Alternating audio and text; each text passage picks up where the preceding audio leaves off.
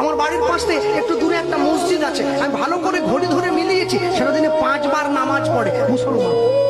ভোর 5টায়, দুপুর 12টায়, বিকেল 3:30টায়, বিকেল 5টায়, সন্ধ্যে 7টায়। একদিন, দুদিন, 3 দিন, 1 সপ্তাহ মিলিয়েছি, নামাজের সময়টা 1 মিনিট এদিক ওদিক হয়নি।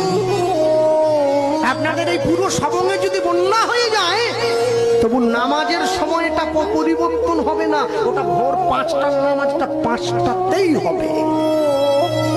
1 মাস ওরা রোজা পালন করে, সকালবেলা সূর্য ওঠার আগে মুখটা ধুয়ে নেয়, একটুখানি খেয়ে নেয়, সারাদিন উপবাস না খেয়ে থাকে, সন্ধ্যেবেলা একটু জল আর খেজুর খেয়ে উপবাসটা ভঙ্গ করে। পরে কি খাবে সেটা বড় কথা নয়, 1 মাস তো পালন তো করে। আর আমার বাড়ির মা বোনেদেরকে বললে কি গো, একাদশী করবে না?